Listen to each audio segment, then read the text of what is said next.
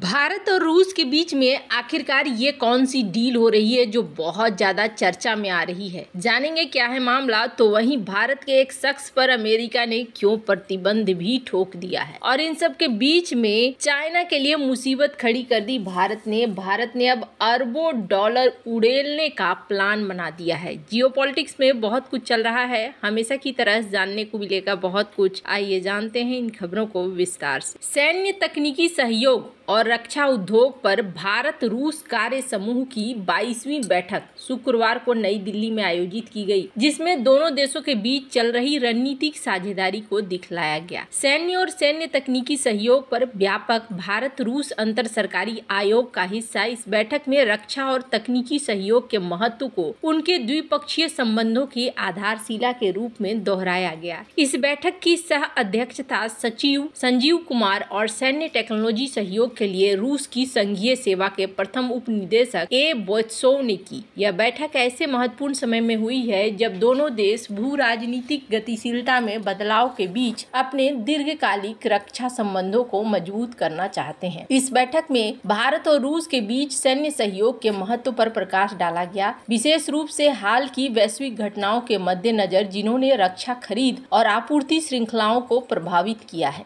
Ukraine में चल रहे संघर्ष के कारण रूस से भारत को सैन्य उपकरण और स्पेयर्स पार्ट्स की डिलीवरी में देरी हो रही है, जिससे दोनों देशों को परिचालन तत्परता सुनिश्चित करने के लिए वैकल्पिक व्यवस्थाओं की तलाश करनी पड़ रही है। चर्चा के दौरान दोनों पक्षों के प्रमुख अधिकारियों ने भारत के भीतर संयुक्त विनिर्माण क्षमताओं को बढ़ाने के लिए अपनी प्रतिबद्धता पर भी जोर दिया है। संयुक्त उद्यमों की स्थापना होगी जो रूसी मूल के उपकरणों के लिए महत्वपूर्ण सैन्य घटकों और स्पेयर्स पार्ट्स के स्थानीय उत्पादन की सुविधा प्रदान करते हैं, जिससे विदेशी आपूर्ति पर निर्भरता कम हो। बैठक के परिणाम स्वरूप कई महत्वपूर्ण समझौते हुए। दोनों देश रूसी मूल के सैन्य प्लेटफॉर्म के लिए स्पेयर पार्ट्स की डिलीवरी में तेजी लाने में सहमत हुए। इसमें इन घटकों को स्थानीय रूप से बनाने के लिए भारत में संयुक्त उद्यम स्थापित करना शामिल है। चर्चा में Mi-17 V5 helicopter, Sukhoi 30 MKI लड़ाकू विमान और T-90 टैंकों सहित विभिन्न सैन्य प्लेटफॉर्मों के लिए समय पर समर्थन की आवश्यकता पर प्रकाश डाला गया। ये प्लेटफॉर्म भारत की रक्षा रणनीति का अभिन्न अंग है और इन्हें निरंतर रख रखाव सहायता की आवश्यकता होती है। एडवांस रक्षा प्रौद्योगिकियों के संयुक्त अनुसंधान, विकास और उत्पादन की दिशा में रक्षा साझेदारी को फिर से उन्मुख करने पर भी सहमति बनी। इस बदलाव का उद्देश्य रक्षा क्षमताओं में आत्मनिर्भरता के लिए भारत की बढ़ती मांग को संबोधित करना है। बैठक के दौरान तकनीकी सहयोग पर एक नया कार्य समूह प्रस्तावित किया गया, जिसकी रूपरेखा पर 2025 के मध्य में निर्धारित अगली IRIGC-M&MTC बैठक के दौरान चर्चा करने की योजना है। इन सकारात्मक विकासों के बावजूद चुनौतियां बनी हुई है। यूक्रेन में चल रहे संघर्ष ने रसद और आपूर्ति श्रृंखलाओं को जटिल बना दिया है, जिससे महत्वपूर्ण डिलीवरी में देरी हो रही है। भारतीय सैन्य अधिकारियों ने इन मुद्दों को स्वीकार किया है, लेकिन कहा है कि परिचालन तैयारियों से समझौता नहीं किया गया है। भारत सशस्त्र बल, पोलैंड और जॉर्जिया जैसे देशों से स्पेयर पार्ट्स के लिए सक्रिय रूप से वैकल्पिक स्रोतों की तलाश कर रहे हैं, साथ ही घरेलू क्षमताओं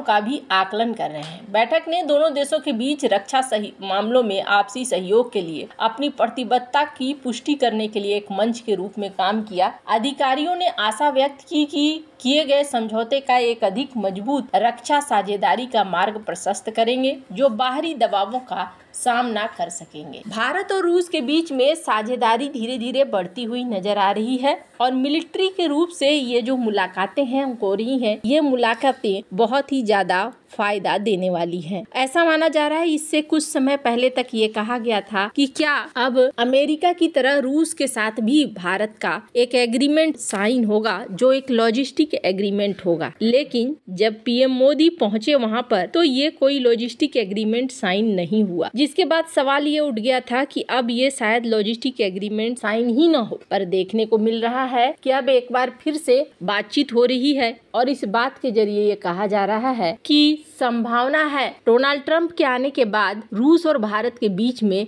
ऐसा समझौता हो जाए तो कोई बड़ी बात नहीं होगी। वहीं दूसरी तरफ चाइना को एक और झटका दे रहा है भारत। 2 सरकारी अधिकारियों के अनुसार भारत मोबाइल से लेकर लैपटॉप तक के गैजेट के लिए स्थानीय स्तर पर घटक बनाने वाली कंपनियों को $5 बिलियन का प्रोत्साहन देगा, ताकि इस उभरते उद्योग को बढ़ावा दिया जा सके, चीन से आपूर्ति को कम किया जा सके। भारत का इलेक्ट्रॉनिक प्रोडक्शन पिछले 6 सालों में दुगना से अधिक बढ़कर 2024 में $115 बिलियन हो गया है, जिसका श्रेय एप्पल और सैमसंग जैसी वैश्विक फर्मों द्वारा मोबाइल विनिर्माण में वृद्धि को जाता है। अब दुनिया का चौथा सबसे बड़ा स्मार्टफोन आपूर्ति करता है, लेकिन इस क्षेत्र को चीन जैसे देशों से आयातित घटकों पर अपनी भारी निर्भरता के लिए आलोचनाओं का सामना करना पड़ रहा है। दोनों अधिकारियों में से एक ने कहा कि नई योजना मुद्रित सर्किट बोर्ड जैसे प्रमुख घटकों के उत्पादन को प्रोत्साहित करेगी, जो घरेलू मूल्य संवर्धन में सुधार करेगी और इलेक्ट्रॉनिक्स की एक श्रृंखला के लिए स्थानीय आपूर्ति श्रृंखलाओं को गहरा करेगी। अधिकारियों का कहना है कि प्रोत्साहन 2 से 3 महीनों में शुरू होने वाली एक नई योजना के तहत दिए जाने की संभावना है, जिन्होंने पहचान न बताने का अनुरोध किया क्योंकि योजना का विवरण अभी तक सार्वजनिक नहीं किया गया है। इस योजना के तहत योग्य वैश्विक और स्थानीय फर्मों की कुल $4 से $5 बिलियन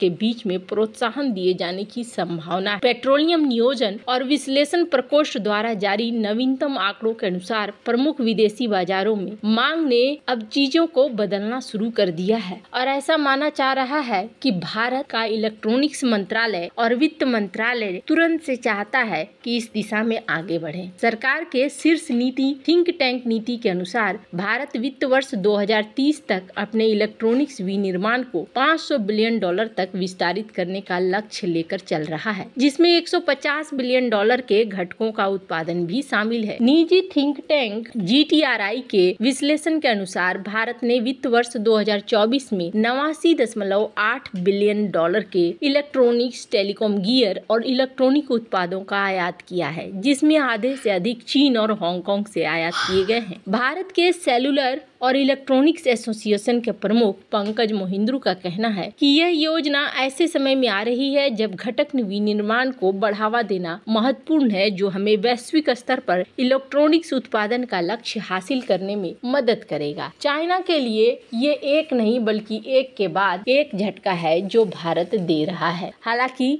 ये बड़े लॉन्ग टर्म में सोची गई चीज है जो भारत कर रहा है और इसका असर आने वाले दिनों में क्या अभी से ही दिखनी शुरू हो चुकी है। भारत के नियम जिस तरीके से कड़े हैं उसका असर भी हो रहा है। भारत मोबाइल मैन्युफैक्चरिंग क्षेत्र में तेजी से उभरता हुआ प्लेयर है। कुछ साल पहले तक जहां मोबाइल फोन का बड़ा हिस्सा खरीदा जाता था, तो अब सारी चीजें यहां पर बदलती जा रही हैं। एप्पल हो और भी हो चीजें हो, भारत में बिकने वाले 99% फोन अब यहीं बन रहे हैं। ये सबसे बड़ी बात, भारत अब चुनौती बन रहा है। चीन लंबे समय से मोबाइल फोन मैन्युफैक्चरिंग का ग्लोबल सेंटर रहा, लेकिन भारत की बढ़ती मैन्युफैक्चरिंग कैपेसिटी उसे सीधे चुनौती दे रही है। कई कंपनियों ने चीन में अपनी मैन्युफैक्चरिंग यूनिट्स को बंद कर भारत में प्रोडक्शन शुरू कर दिया है। भारत की पॉलिटिकल स्टेबिलिटी, सस्ती labour cost, production linked incentive जैसी योजनाओं ने भारत को ग्लोबल कंपनियों के लिए एक अट्रैक्टिव मैन्युफैक्चरिंग हब बना दिया है। वैसे आपको क्या लगता है इन सब मामले में, आपकी क्या राय है, कमेंट कर जरूर बताएं। जल्द मिलते हैं अगले वीडियो में नई खबर के साथ।